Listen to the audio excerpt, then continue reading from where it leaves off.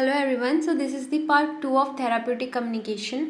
तो अब हम देखते हैं फेजेस क्या क्या होते हैं थेराप्यूटिक रिलेशनशिप के अंदर। तो ये 4 फेजेस होते हैं। सबसे पहले होता है प्री इंटरेक्शन फेज, फिर इंट्रोडक्टरी फेज जिसको हम ओरिएंटेशन फेज भी कहते हैं, देन वर्किंग फेज, लास्ट में टर्मिनेशन फेज। तो जो हमारा प्री इंटरेक्शन फेज है, मतलब अभी नर्स और पेशेंट का इंटरेक्शन नहीं हुआ है, उसके पहले क्या क्या होगा, तो फिर हम वो देखते हैं।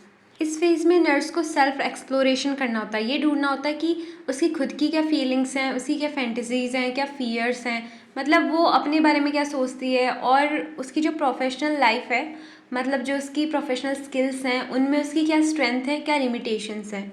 ठीक है। और उसको डेटा कलेक्ट करना होता है पेशेंट के बारे में उसका ट्रीटमेंट करने से पहले। तो इस फेज़ में मेन ये होता है कि उसको सेल्फ एक्सप्लोरेशन करना होता है, अपनी प्रोफेशनल स्किल्स का स्ट्रेंथ लिमिटेशन देखना होता है।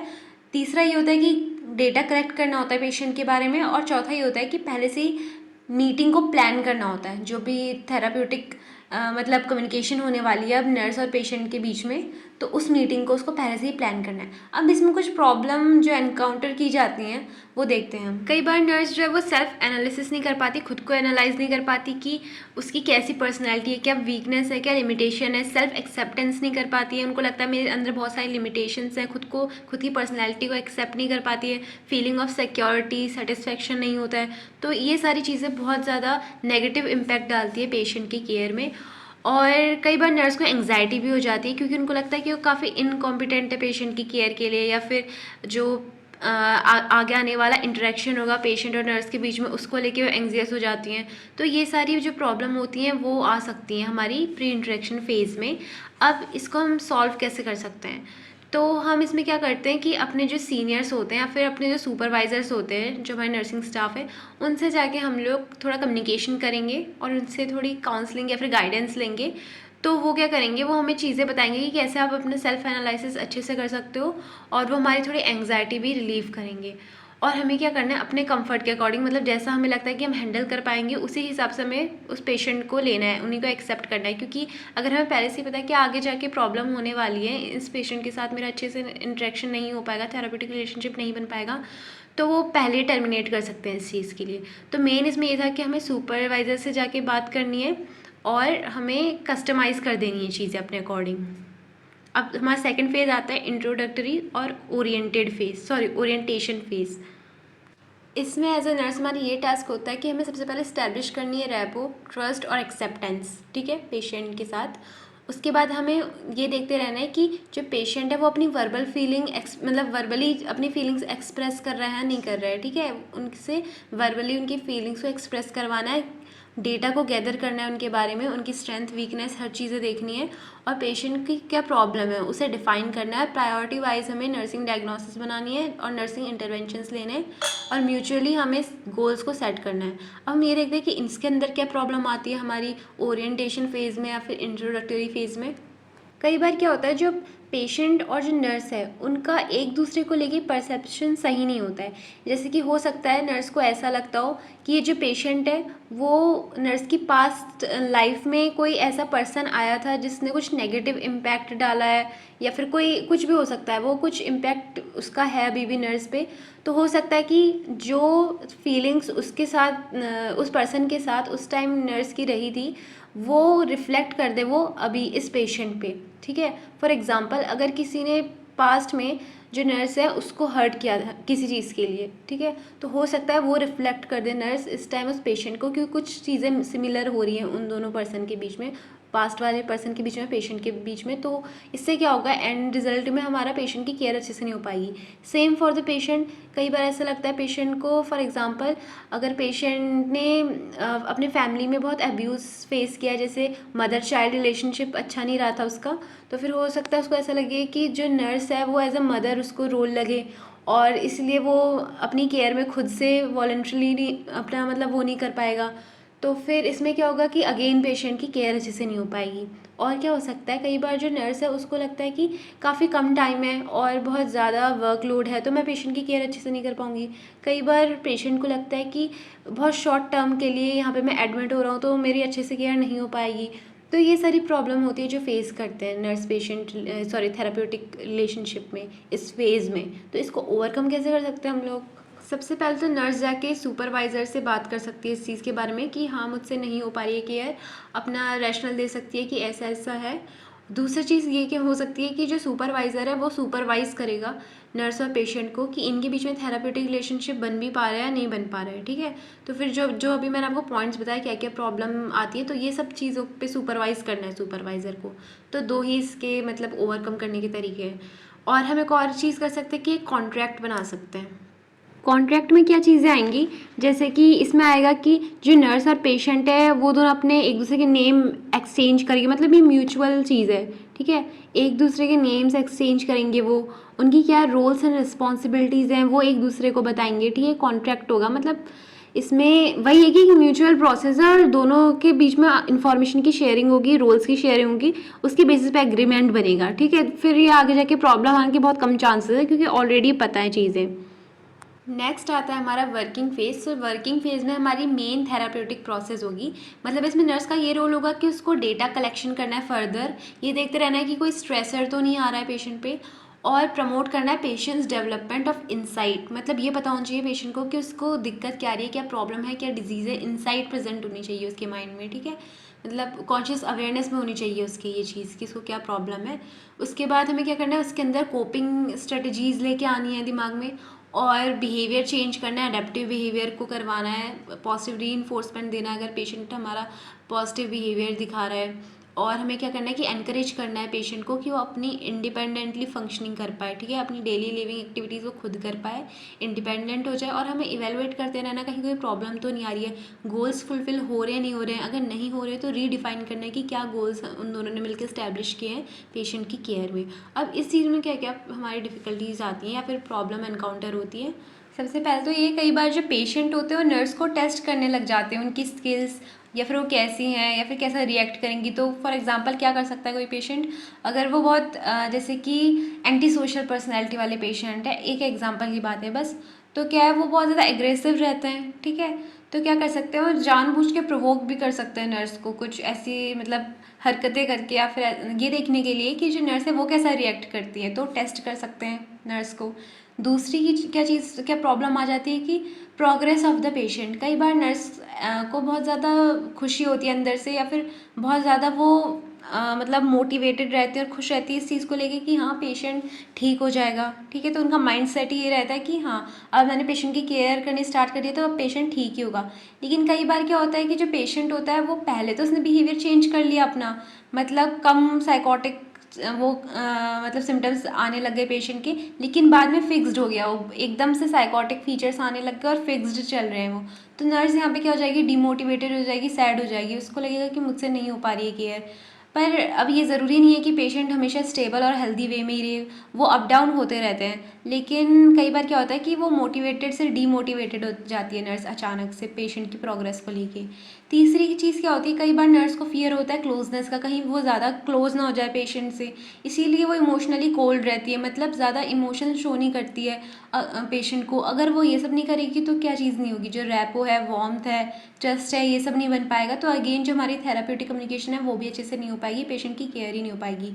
कई बार रेजिस्टेंस बिहेवियर शो करता है पेशेंट, मतलब पेशेंट को खुद ही ये नहीं पता होता कि उसके अंदर जो एंग्जाइटी अरोज हो रही है वो किस वजह से हो रही है। इस वजह से रेजिस्टेंस आने लग जाती है थेराप्यूटिक प्रोसेस में हमारी, और जो पेशेंट का बिहेवियर होता है वो चेंज हो जाता है, मतलब वो एक तरीके से रेजिस्ट करता है, रोकता है अपनी थेरेपी होने से। तो क्या क्या हमें बिहेवियरल चेंजेस दिखा सकता है, जैसे कि बहुत ज़्यादा इंटेंसीफाई कर रहा है अपने सिम्टम्स को कि मुझे ये हो रहा है वो हो रहा है, और सप्रेस कर दे रहा है अपनी जो उसके अंदर की इन्फॉर्मेशन, वो जो नर्स के लिए एसेंशियल है जानना, उन चीज़ को सप्रेस कर दे रहा है। या फिर वो ऐसे कर रहा है कि उस फ्यूचर को लेके बहुत नेगेटिव बातें कर रहा है, बहुत हेल्पलेस एटीट्यूड है उसका। या फिर जो अपॉइंटमेंट है वहाँ पे जा नहीं रहा है, जो नर्स और पेशेंट ने अपॉइंटमेंट फिक्स की थी कि इस टाइम हम थेराप्यूटिक कम्युनिकेशन रखेंगे, तो उसको अटेंड नहीं कर रहा है, ऐसे दिखा रहा है कि मैं चीज़ें भूल चुका हूँ, साइलेंट स्लीपी फेस है हो रहा है उनका। या फिर कुछ भी इलॉजिकल सी चीज़ें वो कर दे रहे हैं, इरेशनल बिहेवियर कर रहे हैं, एक्सेसिव एग्रेसिवनेस दिखा रहे हैं, बहुत सारे फिजिकल सिम्टम्स को रिपोर्ट करें कि मुझे यहाँ पेन हो रहा है, ये हो रहा है, वो हो रहा है, या फिर बहुत ज़्यादा लैकिंगनेस दिखा रहे हैं नर्स को लेके कि हाँ इस नर्स को कोई रिप्लेस नहीं कर सकता। मतलब ऐसा कुछ भी बिहेवियर करना जिससे कि वो जो थेराप्यूटिक प्रोसेस है वो रेजिस्ट हो रही है, रेजिस्टेंस बिहेवियर कर रहे हैं, ठीक है। फिर आती है एक चीज़ ट्रांसफरेंस एंड काउंटर ट्रांसफरेंस। ये मैंने आपको पहले ही बता दिया, बस उस चीज़ को मैंने टर्म नहीं दिया था, तो ये वही चीज़ है। ट्रांसफरेंस क्या होती है, जो मैंने आपको बताया था कि कई बार क्या हो सकता है एग्जाम्पल कि पेशेंट को लगे कि जो नर्स है वो एकदम मेरी मम्मी की तरह है और उनकी मम्मी ने उनके साथ अच्छा बिहेवियर नहीं रखा था, तो इससे क्या होगा कि पेशेंट खुद से अपना मतलब 100% नहीं दे पाएगा अपनी केयर के लिए भी, क्योंकि उसके अंदर वो चीज़ आ जाएगी कि हाँ ये तो एकदम मेरी मम्मी की तरह है, तो नेगेटिव फीलिंग्स आएगी उनको। तो इसी को ट्रांसफरेंस कहते हैं। ये भी एक टाइप का रेजिस्टेंस बिहेवियर है, क्योंकि यहाँ पे भी फिर रेजिस्टेंस आने लग जाएगी थेराप्यूटिक प्रोसेस में। उसके बाद काउंटर ट्रांसफरेंस क्या होता है, जो मैंने आपको नर्स का एग्जांपल दिया था कि हो सकता है उसकी पास्ट लाइफ में नर्स को किसी ने हर्ट किया होगा जिस पर्सन ने, तो उसी काफ़ी कैरेक्टरिस्टिक फेस कुछ भी हो सकता है जो कि सिमिलर है इस पेशेंट के साथ, तो अगेन वो अच्छे से केयर नहीं कर पाएगी क्योंकि उसको वही चीज़ें बार बार फ्लैशबैक्स आएंगे। तो वही चीज़ें होती हैं ट्रांसफरेंस एंड काउंटर ट्रांसफरेंस। जो ट्रांसफरेंस है वो पेशेंट से रिलेटेड, जो काउंटर ट्रांसफरेंस है वो नर्स से रिलेटेड, और दोनों ही रेजिस्टेंस बिहेवियर के ही अंदर आते हैं। अब हम वेज टू ओवरकम देखते हैं। जैसा हम लोगों ने प्री इंट्रोडक्शन और इंट्रोडक्शन फेज़ में देखा था कि हम लोगों को सुपरवाइज़र से जाके बात करनी होती है, तो इसमें भी हमें वही करना है। जो भी प्रॉब्लम आ रही है वो हमें सुपरवाइज़र को या फिर अपने जो सीनियर नर्सिंग स्टाफ है, जो भी वहाँ पे उस टाइम हेड है, उनको जाके शेयर करनी है। और सुपरवाइज़र का भी यही रोल होगा कि उनको सुपरवाइज़ करना है, ये चीज़ें, ये प्रॉब्लम्स तो नहीं आ रही हैं, ठीक है। फिर जो भी प्रॉब्लम आ रही है उस पर काम करना है, बस यही एक वो ओवरकम करने का तरीका। और रेजिस्टेंस जो बिहेवियर दिखने को मिल रहा है उसको हैंडल करना है। कैसे करेंगे, कम्युनिकेट करके पेशेंट से, क्लैरिफिकेशन लेके, या फिर रिफ्लेक्शन के थ्रू, जो भी हमारी टेक्निक्स होती हैं थेराप्यूटिक कम्युनिकेशन की। तो ये चीज़ है, मतलब मेन ये है कि सुपरवाइजर से जाके हमें कॉन्टैक्ट करना है। लास्ट आता है हमारा टर्मिनेशन फेज़। तो जैसा कि नाम है, अब हमारी थेराप्यूटिक जो हमारी केयर चल रही थी वो यहाँ पे टर्मिनेट हो जाएगी। तो ये काफ़ी ज़्यादा हार्ड होता है ये फेज़, क्योंकि इसमें मतलब सेपरेट हो जाते हैं नर्स और पेशेंट इतने लॉन्ग टाइम केयर के बाद, और ये बहुत इंपॉर्टेंट फेज़ भी है। अब इसमें कैसे पता चलेगा हमें कि अब हमें टर्मिनेशन कर देना है, ठीक है। तो ऐसे पता चलता है कि जब पेशेंट को रिलीफ फील हो रहा है उसकी प्रॉब्लम से, उसकी सोशल फंक्शनिंग इम्प्रूव हो गई है, पेशेंट का ईगो फंक्शन स्ट्रेंथन हो गया है, और पेशेंट को अब लग रहा है कि वो काफ़ी ज़्यादा उसके डिफेंस मैकेनिज़्म अच्छे हो गए हैं, ठीक है। और पेशेंट को लग रहा है कि जो ट्रीटमेंट था ना, जो हमने प्लान किया था नर्स और पेशेंट ने मिलकर, वो चीज़ें अचीव हो गई, और नर्स को भी ऐसा लग रहा है कि जो उन्होंने गोल्स सेट किए थे वो फुलफिल हो गए। नर्स का इसमें क्या टास्क होगा कि उसको ये स्टैब्लिश करना है कि हाँ अब सेपरेशन हो रहा है, ये रियलिटी एक्सेप्ट करनी है नर्स और पेशेंट दोनों को। तो ये नर्स को एक्सेप्ट करवाना है, पेशेंट को भी और खुद को भी नर्स को एक्सेप्ट करना है कि अब उनका सेपरेशन होने वाला है। उनको म्यूचुअली ये फीलिंग्स एक्सप्लोर करनी है, कहीं सैडनेस तो बहुत ज़्यादा नहीं हो रही है, या फिर बहुत मतलब क्योंकि सैडनेस आ जाती है, ठीक है, इतने लॉन्ग टाइम के केयर के बाद, तो फिर ये म्यूचुअल फीलिंग्स को भी एक्सप्लोर करना है। साथ में रिव्यू भी करते रहना है कि जो थेरेपी थी उसकी प्रोग्रेस हुई या नहीं हुई, गोल्स हुए वो अटेन हुए या नहीं हुए, और फ्यूचर में जो अब थेरेपी होने वाली है, फ्यूचर अपॉइंटमेंट्स, वो सब की मीटिंग का प्लान अभी से करके सेट रख लेना है कि इस तारीख को अगली मीटिंग होने वाली है। अब इस फेज़ में क्या क्या प्रॉब्लम्स एनकाउंटर की जाती हैं। पेशेंट के अंदर टर्मिनेशन के टाइम पे एक सैडनेस आ जाती है बहुत ज़्यादा, और एक वो रहता है कि हाँ मुझे सेपरेट नहीं होना है, तो पेशेंट बहुत टाइप के बिहेवियर शो कर सकता है। For example patient anger show कर सकता है, एग्रेसिव बिहेवियर कर सकता है कि मुझे नहीं जाना, मतलब ऐसी बहुत सारी हरकतें कर सकता है एग्रेसिव। या फिर पेशेंट क्या कर सकता है, पनिशमेंट दे सकता है नर्स को। अब वो कैसे ही पनिशमेंट दे सकता है, देखो ऐसे कर सकता है कि लास्ट के टाइम पे वो इग्नोर कर रहा है पेशेंट को, सॉरी नर्स को, ये दिखाने के लिए कि मतलब अपनी सैडनेस शो करने के लिए, क्योंकि टर्मिनेशन हो रहा है ना और सेपरेशन हो रहा है नर्स और पेशेंट का। कई बार पेशेंट जो होते हैं वो फॉल्ट फाइंडिंग भी करने लग जाते हैं। फॉल्ट फाइंडिंग मतलब गलतियां ढूंढना। वो ये कह देंगे कि जो नर्स है उसने मेरी केयर अच्छे से नहीं की, इसका मतलब वो कहना ये चाह रहे हैं अंदर से कि मेरी केयर और लंबी होनी चाहिए, अभी से टर्मिनेशन नहीं चाहिए। ये ऐसा क्यों कर रहे हैं, ताकि वही टर्मिनेशन ना हो जाए। इस एंग्जाइटी को कम करने के लिए वो फॉल्ट फाइंडिंग्स निकालने लग जाते हैं।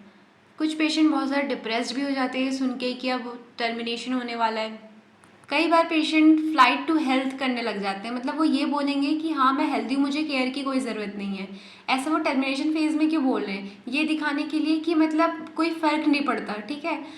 जैसे ये एक फॉर्म ऑफ डिनाइल कह सकते हैं हम, जो फियर और ग्रीफ उनके पास आने वाला है अब इस टर्मिनेशन फेज में, उसको डिनाई करने के लिए, ठीक है, कि मतलब फ़र्क नहीं पड़ रहा, ये करने के लिए वो करते हैं फ्लाइट टू हेल्थ, मतलब कि मेरी हेल्थ बिल्कुल सही है, कोई बड़ी बात नहीं है कि टर्मिनेशन हो रहा है, अपने ग्रीफ को छुपाने के लिए।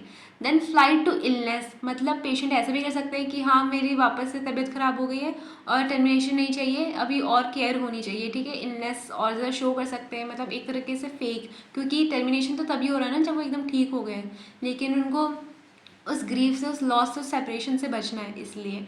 तो दो चीज़ें थी, flight to health and flight to illness. उसके बाद हाँ, तो मेन इसमें यही चीज़ें थी। अब इसको हम ओवरकम कैसे करेंगे? इसको ओवरकम करने का एक ही तरीका है, जब नर्स और पेशेंट आपस में कम्युनिकेट करेंगे, पेशेंट अपनी फीलिंग्स को एक्सप्रेस आउट करेगा कि मुझे ऐसा ऐसा फील हो रहा है, नर्स को जब पता चलेगा कि पेशेंट को ऐसा ऐसा फील हो रहा है, तो वो अपने आईपीआर से अच्छे, मतलब अगर उसका उसकी आईपीआर स्किल्स जो नर्स की अच्छी हैं, तो क्या करेगी नर्स, उनको समझाएगी पेशेंट को कि टर्मिनेशन तो होना ही है और वगैरह वगैरह जो भी चीज़ें बतानी चाहिए। तो यही एक ओवरकम करने का तरीका है। So that's all for today, hope you like my video. Okay bye. और इसका पार्ट 3 भी आएगा, सो ओके बाय।